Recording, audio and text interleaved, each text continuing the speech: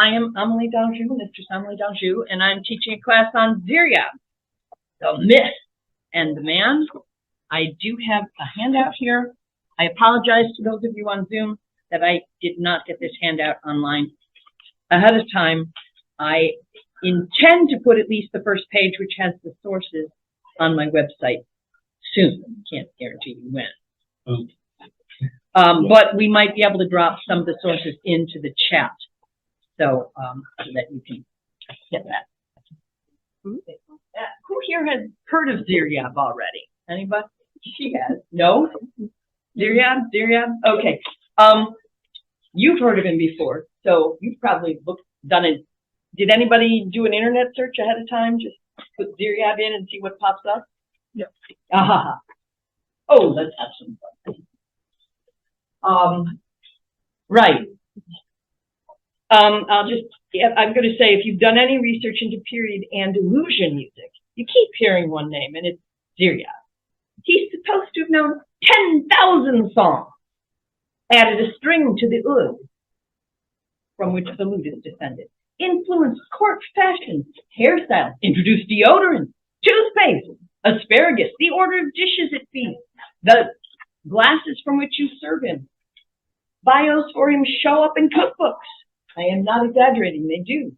In fact, I have a cookbook called Ziryab, Authentic Arab Cuisine. I don't know why. Why is it called Ziryab? Well, what else? Oh, there today are cafes and musical groups named after him, from Morocco to Syria, even Paris and San Francisco. Really, frankly, he sounds too good to be true. So what we're going to do is find out where the myth came from and try to find out any human behind the myth and find out what we can.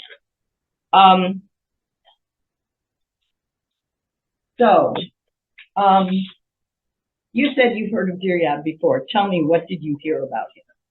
Oh, anybody online raise their hand if having heard of Ziryab before? No? Okay. What did you hear about him? Just in general, like I had looked into more of his music specifically stuff, and it's just constantly attributing styles and just general themes of music to him throughout many centuries. Right? You find in the Maghreb, Northeast Africa, Morocco, Tunisia, Algeria, that area, they attribute their Andalusian style music to him. They say it's all descended from him, that he came up with the Nalva suite and that. In Syria, Turkey also. I know Syria says that he was there for a time, and they say a lot of their stuff is descended from him. In cookbooks, people will say all these recipes descended from him. I did find one recipe from the 13th century Andalusian cookbook that has his name in it. So, so I have that included in the handout. I'll tell you the source. It's 13th century anonymous cookbook, which is available online through Creative somewhere, and it's also been done. It's not in his miscellaneous. Really? It's a separate one. Because I thought he had added specifically Middle Eastern Arabic to. Oh, has he? Okay, well then you can get it through there. Yeah, great. So if you've heard of that, right, miscellany, and he has the 13th century anonymous Andalusian. He did a bunch of people redacted and did translation. So that's fun. Okay, I'm going to start off with the myth. Okay. We're going to start off with one of the myths. This one is actually from somebody with the last name of Chowdhury. So that means from India, or perhaps England. But no, he teaches at Jahangir. Okay, he's from India. Can't pronounce the university. So, Ziryab, the grandpa of the guitar. Ever wonder who created toothpaste or introduced three-course meals? Why fashion houses design according to the season? Do you prefer separate classical music tuned for each 24 hours of the day? Does the guitar tear your heart? Ever wondered when the first music school for the masses started? How chess entered Europe? Hold your breath. Only one man is associated with all of the above and a few more. He lived more than 1,000 years ago and graced the courts of Harun al-Rashid in Baghdad and Abd al-Rahman II in Cordoba, Andalusian, Spain. His name, Abul Hassan Ali ibn Nasr, 789 to 857 AD, a freed slave of Kurdish descent, was known to the world as Ziryab, or Blackbird, for his dark complexion and melodious voice. Blackbird was much more than just a musician, he was a genius! All right, so sounds a little too good to be true, doesn't it? Probably because it is too good to be true. But the 24 hours of each day, that's a thing that is in India with the ragas. So this person being from India, of course, is attributing that to Ziryab because it's part of the myth. This says Ziryab was born in Baghdad during the rule of Harun al-Rashid, the 5th caliph of the Abbasid dynasty. Harun al-Rashid, I wonder, everybody, if there's one guy ruler that we know from that time period, it's always Harun al-Rashid. He's in 1001 Nights, right? He shows up in a lot of those. And I wonder, I was like, was this Ziryab really at the same time period as Harun al-Rashid, or did they just stick them together because they're both famous names? I'm not sure. Okay, well, this says Ziryab was the favorite student of the caliph's chief musician, Ishaq al-Mawsi, who was a famous musician at the time. Ziryab, you realize, is a stage name. It means blackbird. So it's not his real name, but it's his performing name. Okay, well, this says Ishaq al-Mawsi had no idea how much Ziryab had learned until one day the caliph wanted to hear Ziryab perform. Alas, Ziryab had hidden his talents of singing and playing the oud from his guru. Ishaq had met his match. Ziryab would replace him. Ishaq forced Ziryab to leave Baghdad. The Caliph Harun al-Rashid lost one of the greatest treasures of his empire. Blackbird flew to the west. He went to Tunisia in al-Maghrib. It says at the invitation of a caliph whose name I can't pronounce, Ziryab the first. Okay, I thought I read a different name somewhere else, but this is myth, I guess. But he did actually go there. So anyway, Ziryab's eyes were on Al-Andalus. Do we know that? This guy lived in around 800. Do we actually know what he was thinking? I doubt it. Okay. Anyway, he eventually ends up, oh yes, we have the 10,000 songs and tunes by heart. He founded a musical school that was radical for its time. He did found a music school, that's true. The school was open to talented singers of all classes. I don't know. Okay, he created rules that governed the Nuba, the classical music of Al-Maghrib in Libya, Morocco, Algiers, Tunisia. No, he did not. He developed 24 separate Nubas, each for the 24 hours a day, matching the ragas of Hindustani classical music. No, I don't think so. Oh, and then the guitar, as we know it today, was exported from Arab. It was originally in the form of the lute. Lute is from oud. Guitar is not from oud. It's from vihuela. They are both from Spain. It doesn't mean that they're the same instrument. They're shaped differently. They are both plucked stringed instruments, so they have that. Ziryab added a 5th pair of strings. Later developments led to the flamenco guitar. Later developments, sure, but did Ziryab see that? Oh, wait, let's get into the food. Okay, and fashion, yes. Improvising Baghdad recipes, he revolutionized the dining table of Al-Andalus. Oh, then they start naming recipes, desserts, like something I can't pronounce again, girlache, a mixture of walnuts, honey, and sesame, is still popular in Spain. Well, that does sound like it came from Arabia, right? The ingredient sounds very Arabic. Zalabia is thought to be a forerunner of jalebi or jalabi. Wait, he's got names for dishes I don't know what he's talking about. Oh, well. Oh, yes, the French three-course meal is Ziryab's invention. As a starter, soup, preferably asparagus. Then comes the main dish, followed by dessert and sweets, fruits, and nuts. Ziryab also introduced crystal glasses and leather furniture to the dining table. Ziryab was the Sultan of Style. He developed the world's first toothpaste. He introduced the concept of using salt to wash clothes. Wait, how is he doing that? He popularized shaving among men with hair designs that were his. For women, Ziryab developed various styles of tying hair and bangles. He also started shaping eyebrows. Not only in music and food, Ziryab also experimented in perfume. Some of the French fragrances can be traced back to Ziryab. Oh, really? He was also the first to introduce a dress code for men and women that was based on the 4 seasons of the year. So he's both and none. Blackbird's story goes on. He introduced chess to the court of a court through Indian and Baghdad astrologers, and then it spread throughout Europe. Wow. All right, well, you know, there is one thing that it didn't say. It said he was Kurdish. You know, he gets attributed Kurdish. He also gets attributed Arabic. He also gets attributed Persian. You know what I don't hear? I don't hear he was African. But they all say he was dark complexion. Pretty clear he was black. And they don't say, which is interesting. Why would you leave that fact out?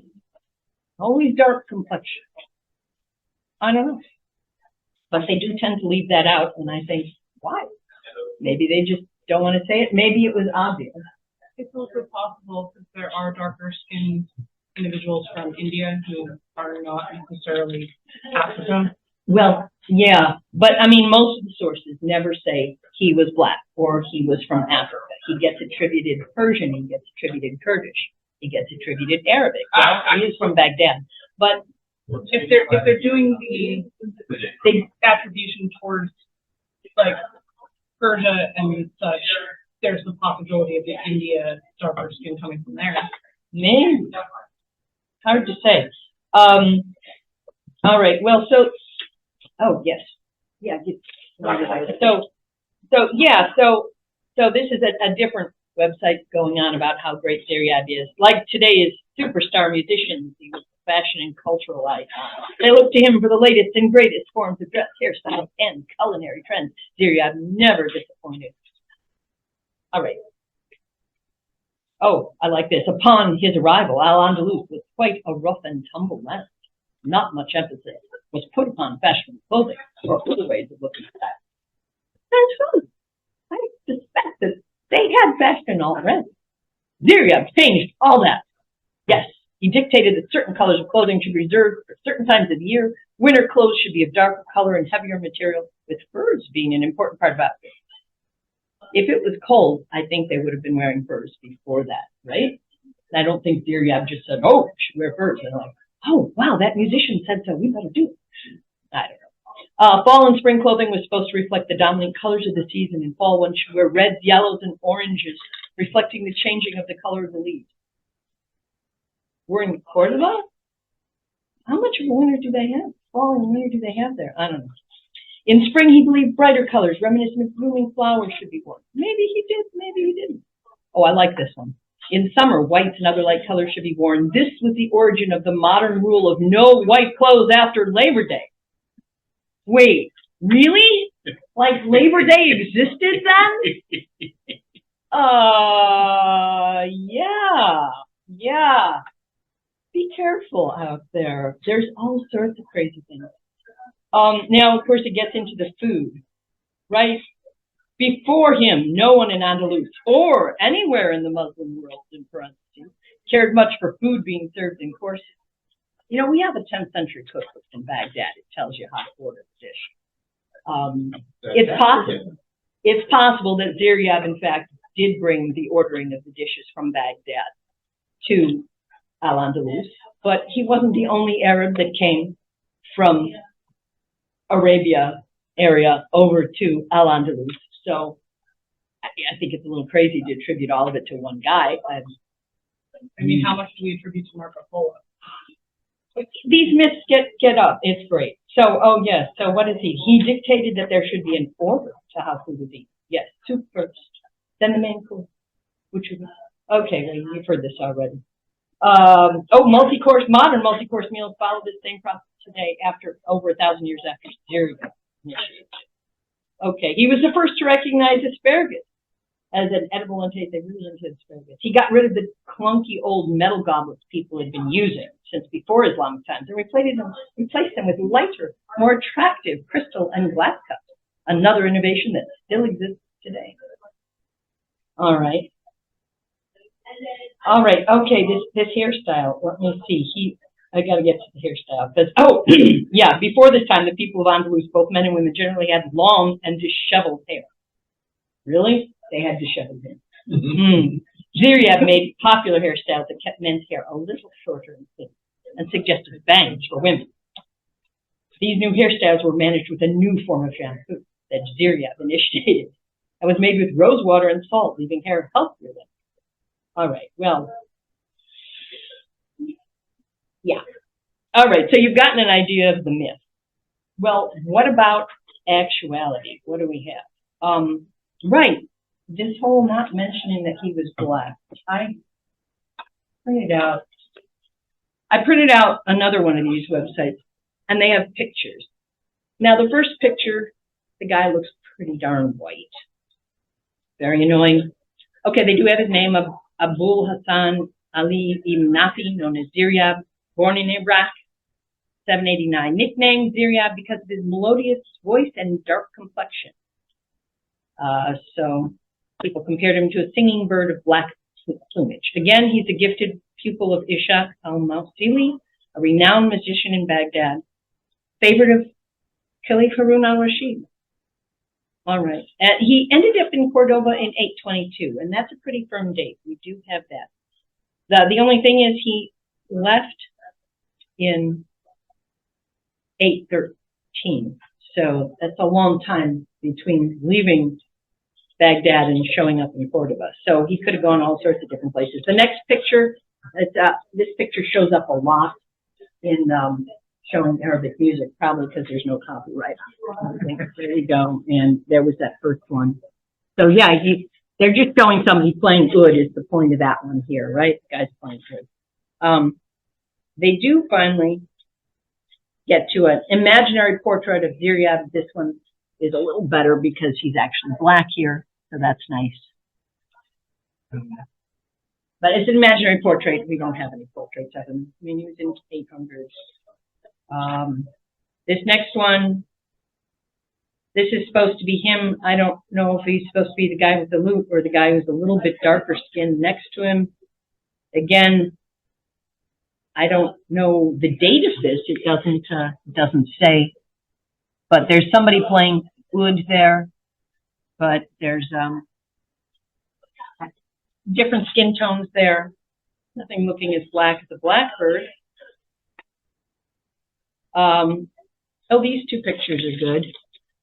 The one is from the one is just a single guy that's black playing oud, so that is supposed to be Ziryab, but it's a more modern picture, as you can see. The other is 13th century. It's from the Cantigas de Santa Maria.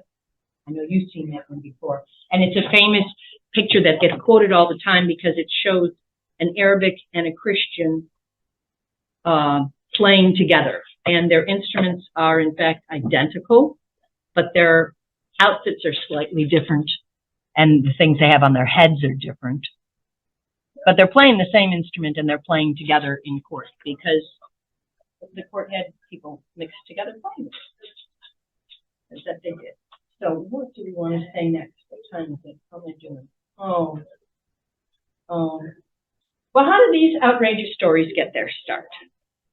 Well, it turns out there was a 17th century source. Al-Makari is the guy's name, Maqqari. And he did this. He had an agenda, of course, and he wanted to show the glory of Al-Andalus. So he had no negative things. Now, he used an earlier source from the 11th century, Al-Hayyan, Hayyan. I think the H has a dot under it. I don't know. I'm sure I'm not pronouncing these names correctly. I haven't learned how to pronounce Arabic. Here's one of the things. Why do we have so much of al-Makari and so little of al-Hayyan, who was Makari's main source?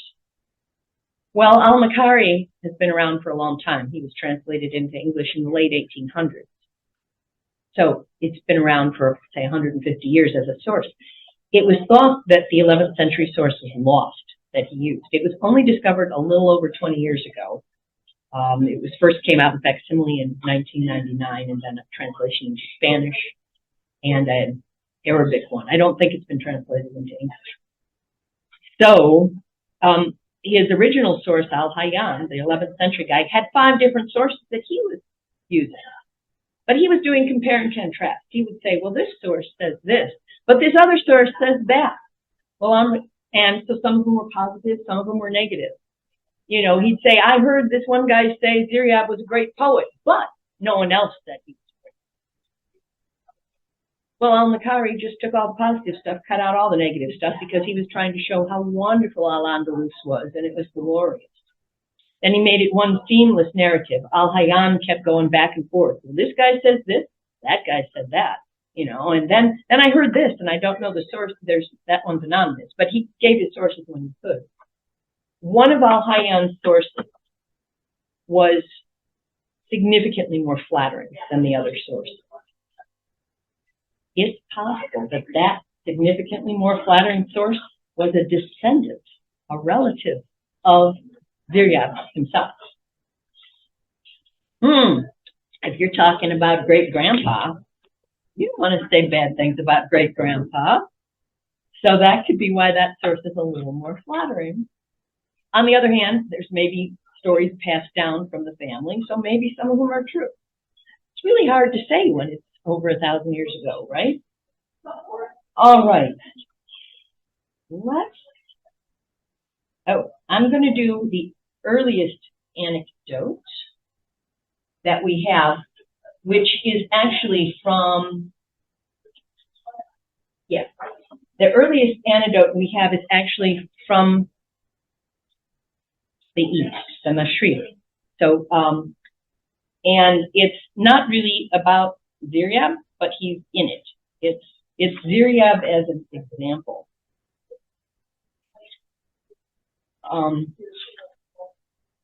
Which is that he was highly paid because the guys who employed him liked him. Okay, this is the oldest surviving textual reference. This is from some guy. I have all these names. Ibn Ali Tayyur's Kitab Baghdad, which just is a book about stuff from Baghdad. So somebody else told him this story, and he wrote it down. It's an anecdote, and it reports a conversation said to have taken place between the Abbasid Caliph al-Mamun, who ruled right after Harun al-Rashid. So he was ruling 813 to 833. And one of his court singers. So Caliph al-Mamun and one of his court singers, Aluya. It's like Alleluia almost to me, but Aluya. Okay, so here's the anecdote. We were with al-Mamun in Damascus when he rode out desiring to see this mountain of snow, Mount Lebanon. Okay, and he's looking at the water, and he found the place pleasing. I'm skipping a little bit, and he called for snacks and some wine. Oh yeah, they drank wine back then. I know it says in the Quran not to, but you know what? In this time period, they kind of drank. So he mentioned the Umayyads disparagingly and belittled them. The Umayyads, of course, ruled before the Abbasids, and one Umayyad survived, and he ended up in Cordoba and ended up ruling there, Abd-al-Rahman II. And so there are still Umayyads, but they're only in Spain, which is a long way from Baghdad and Damascus. So he's mentioning the Umayyads disparagingly and belittling them. Then Aluya approached with his lute and began to sing, "These are my people, after power and wealth, I don't know what the tune should be, they were annihilated. Shall I not shed tears and feel grief? Al-Mamun kicked over the food with his foot and jumped up, saying to Aluya, you son of a such and such. Wait, there's a footnote. What did he actually say? Darn it, I can't find it. 9. Oh, son of an adulteress. Okay, that's what he said. Son of a such and such. You couldn't find any moment other than this to mention your former masters? Okay, the musician, Aluya, responded, your former client, Ziryab, is now with my masters, that's the Umayyads in Spain, riding with an entourage of 100 servants while I am here with you, dying of hunger. Ooh, Al-Mamun was angry with him for 20 days, but then forgave him. So then the teller of our anecdote wants to explain who Ziryab was. He says Ziryab was a client, Maula, of the Caliph al-Mahdi, who traveled to Syria and then on to the Maghrib, to the Umayyads there. So it says this is not just the first, but also almost the only anecdote concerning Ziryab to circulate in the Mashriq, in the what we consider the Middle East today. So that's really interesting. It's clear that Ziryab, this is the main point. The point is this guy's saying, you don't pay me enough, I'm really hungry. Ziryab's got 100 servants over there, man. So Ziryab must have been well paid. So this is pretty much right from the same time. Labor negotiations have changed in the last 1,000 years, so you're probably exaggerating just how well Ziryab. He was probably exaggerating, But the fish just kept his bigger. Inevitably. Well, here's the thing. There's quite a few stories about how much Ziryab got paid, anecdotes, and how much they're exaggerated. I couldn't say. There's one where, remember that one? I'm not sure. Finding quickly enough. But overpaid spoiled favorite, yes. That sounds like it. Find it quickly here. Oh, this is an interesting thing to point out. Almost all the professional male singers in the 7th and 8th centuries were of mixed ethnic origin. So Ziryab being black. Also, Dwight Reynolds is one of my big sources here. He's got a book about music of Al-Andalus. There's one chapter in it on Ziryab, but there's 2 papers that you can find on academia.edu, which are basically the same thing as this chapter here. It's just quicker to find it in the book. So he's found positive and negative anecdotes about Ziryab when you go earlier than al-Makari. Because, oh my. Okay. We don't want to do a racy one like that. Wait. Wait, isn't it? No. Oh, that isn't the racy one. That's just rude. Okay. Well, here's an early anecdote that's a little bit rude. When is this from? Can't say. All right. Might explain one of the things, though. I've got two different ones here. Okay, here's a poem satirizing Ziryab, which Ibn Hayyan noted that this one,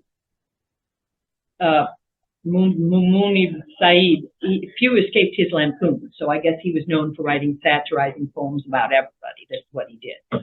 And of course, this doesn't rhyme now because it's translated, or I'm not sure what they use in Arabic. It might not be rhyme. It might be something else, not, I don't know, alliteration, something. Anyway. I complained to her of my passion when they departed, the complaint of a grieving one, saddened by separation. The heat of separation caused her tears to flow, and the fire of love burned between her ribs as she replied, endure the separation, or weep as weeps the silk under the armpits of Ali ibn Nafi. Maybe that's why they said he invented deodorant. He was a kind of a sweaty guy. I don't know, but anyway, so it's making fun of Ziryab for being sweaty. Okay. The first 2 verses, it said, are stereotypical verses of Arabic love poetry, with the lovers complaining of the pain and separation. But then suddenly, were doing the sweat stains under Ziryab's arms. So that was kind of bizarre because that's not how it goes. All right, and here's another one. This is another of Abd al-Rahman. Oh, this is from Spain, and this is from Spain and not from the West. This is one of Abd al-Rahman's other courtiers. Apparently, he was friends with Ziryab, but he was also a jokester, and he constantly made fun of it. None of these show up in al-Makari, by the way, because they're making fun of it, and he left these out. Ziryab complained to the emir, and Ibn Shimr was thrown in prison for making fun of Ziryab. Wow, I guess the emir liked Ziryab a lot. So, not to be released until other members of the court pressed Ziryab to forgive him. The following incident occurred soon after his release from prison. Not long after, the emir Abd al-Rahman rode forth with his entourage to al-Husafa and ascended to the foot of the mountains intending to hunt magpies. He carried on his arm a sparrowhawk of his that was skillful in hunting them, but he was unable to find them. Try as he might, none were to be found. Finally, he said to his companions, "Whoever brings me a bird shall receive whatever he wants in reward." Why did they leave those things so open-ended? That seems kind of dangerous to me. Whatever you want in reward. Ibn al-Shimr, that's the guy who got thrown in prison, came running towards him and said, "Emir, don't wear your stuff out searching for a magpie when there's one right here next to you." He replied, "Where do you see one?" He said, "Ziryab. If we were to daub his ass and armpits with a bit of white cheese, he'd turn out black and white like a magpie. You can't deny it." The emir was overcome with laughter at these words, and he said to Ziryab, "This shows you that buffoonery and shamelessness are part of his very nature. Neither desire nor fear can rid him of them. What do you think?" Ziryab said to him, "It is as my lord has said, and I call as witnesses God and all those present with us. I will not hold him to account again. Let him say what he will." Later, the two of them were reconciled through friendship and good company. So there we go. So that kind of anecdote, only in Ibn Hayyan, not in al-Makari. So, so you can make fun of him, but no, al-Makari, no making fun. So, oh, it was a really racy one. Do you want to hear that one? Or do you want one of these ridiculous, over-exaggerated things? So he was a spoiled favorite. I mean, oh, here's the, this is the one I was looking for before about money. Okay, who is this from?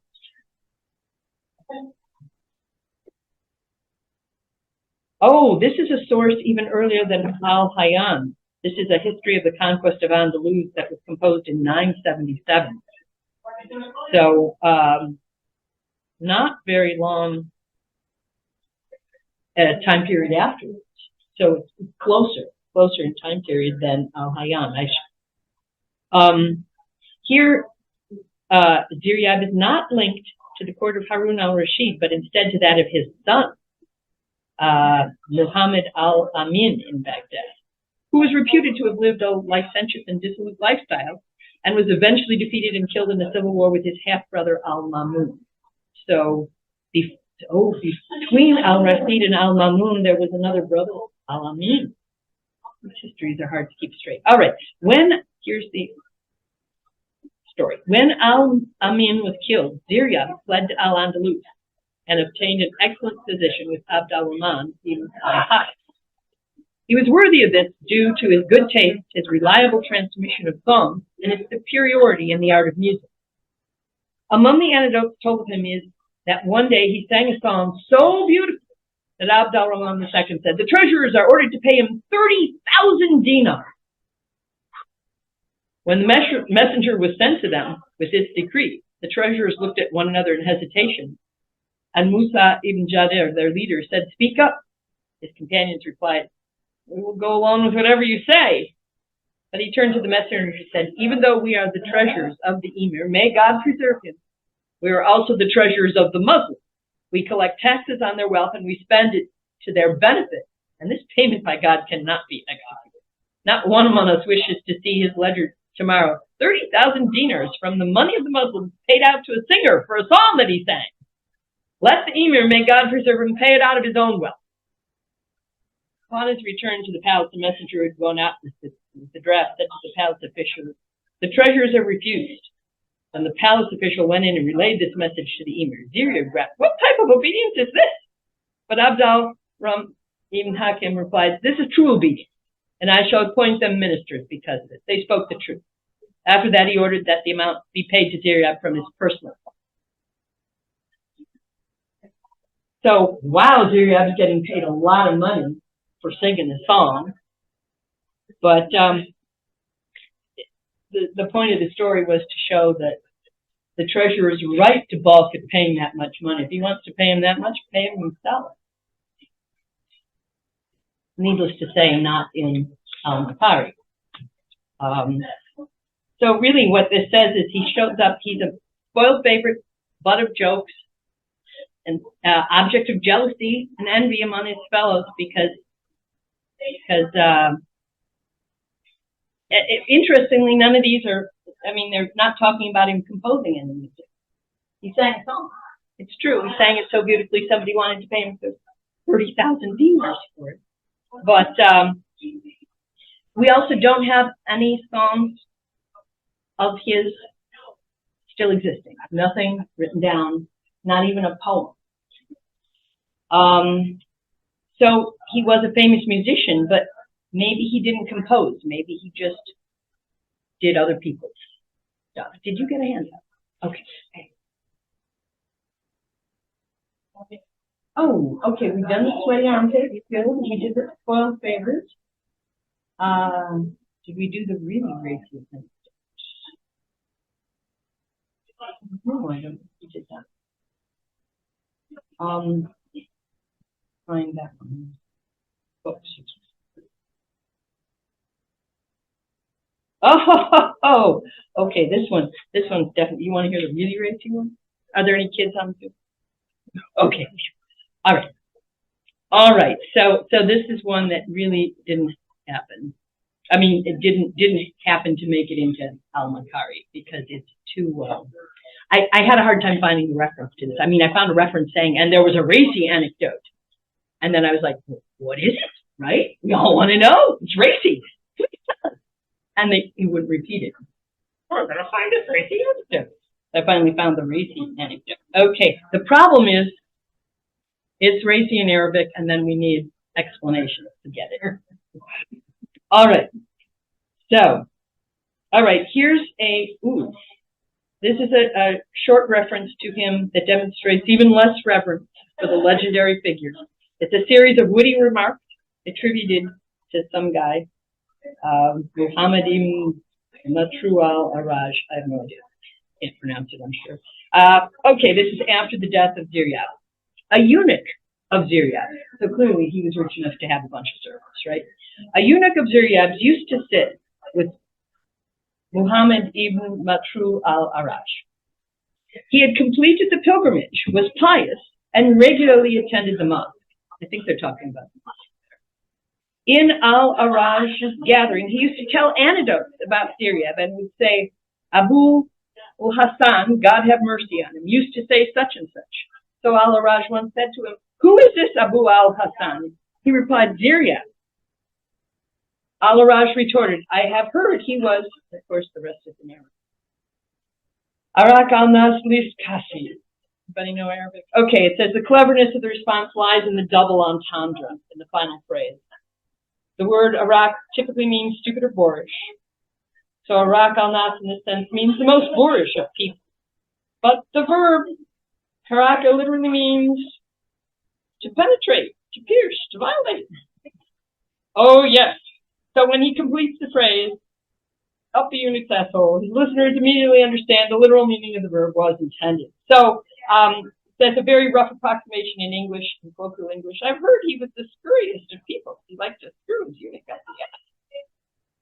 One can almost hear the brief pause between the first and second halves of the line, which led to the burst of laughter. Ha ha ha! And it is indeed the cleverness of why that caused the anecdote to be included. All right, the insult, of course, is primarily aimed at the eunuch, who spoke a little too often and too enthusiastically about his dear departed masters, but also showed himself Ziryab. All right.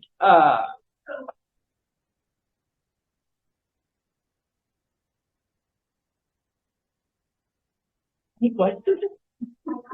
I don't know.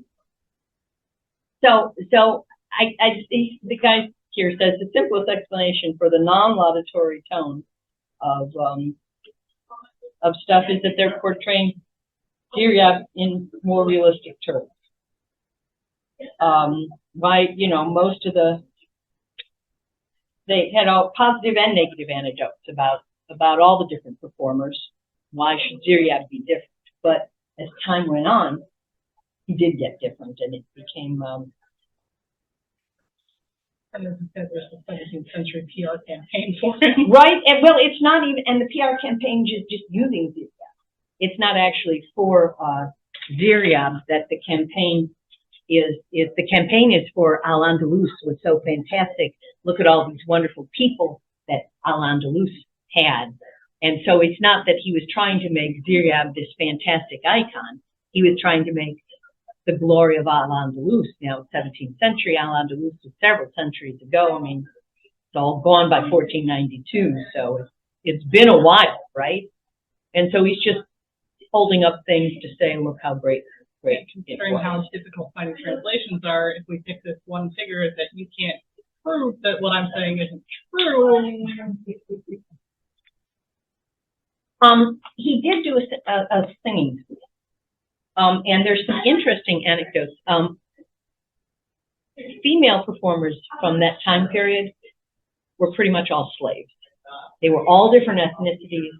They were captured from different places. I mean, there's ones that came from northern Spain, like from the Navarre area. She's captured, whether she had been a princess or whatever. She's captured. She's sent back to the east for training, either to Medina or to Baghdad are the two places that they tend to send people for training. Remember, songs weren't written down. There's no notation for the music. You could write the poems down, and we do have some of those. But they had to learn this music by ear. They had to memorize all of it. And then once they had their training, they were sent back. They were slaves, but these guys paid thousands of dinars for these slaves if they had a good repertoire and could sing for them. So there were all the female performers were slaves. The male performers, I think there were some of each. It's not clear to me if they had male slave performers too. Sometimes Ziryab is referred to as a black slave. Was he a slave? Not sure, but Dwight Reynolds says that even al-Nafi, that Nafi is a slave style name. So that's saying his father's name. His father's name was Nafi. Nafi he translated as useful. Useful sounds like a slave person's name, not a freeborn person's name. So his father was probably a slave just based on the translation of his name. Whether he started as a slave or not clear. Some people just say he was, but were they just saying that because he was black? And of course, a black guy's got to be a slave. Not clear. But there's this neat anecdote about these female slave singers he had and how they helped him learn his songs. And whether this is specifically, this one is specifically for Ziryab, but this might have been quite a few people may have done music this way. Oh, Davila, wrong paper. There we go. All right. And this is, yeah, okay. All right, so this is an interesting story. So he has these females that he trained. Oh, by the way, he had like 10 kids, 2 sons and 8 daughters, or 8 sons and 2 daughters, I forget which. I have it written down here somewhere.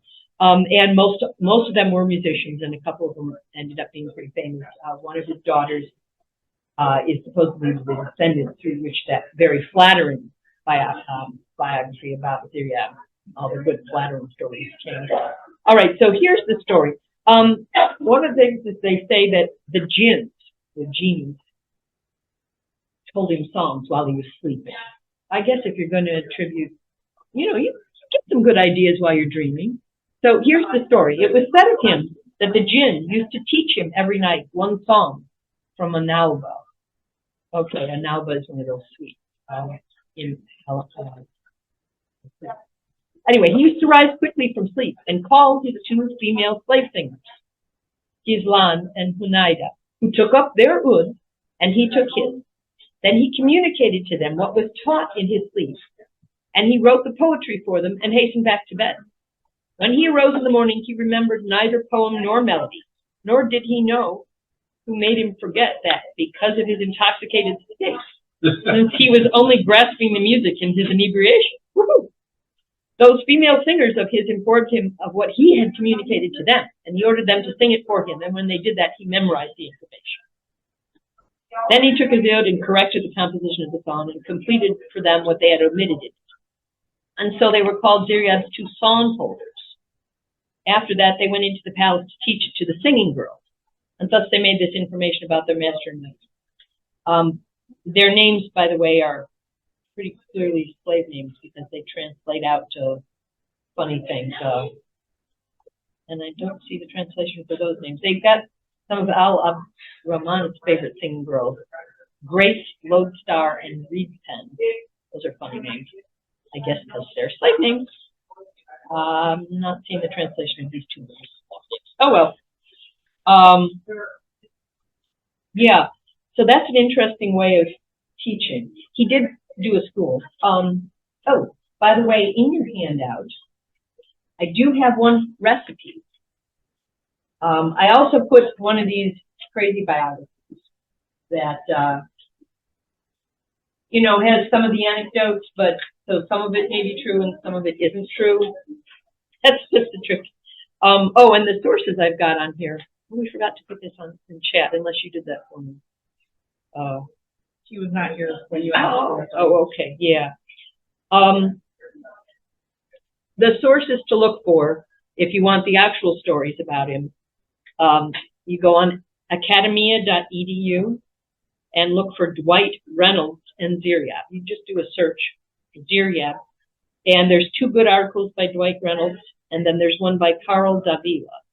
It's called Fixing a Misbegotten Biography, Ziryab in the Mediterranean World. And the other two, they all have Ziryab in the name.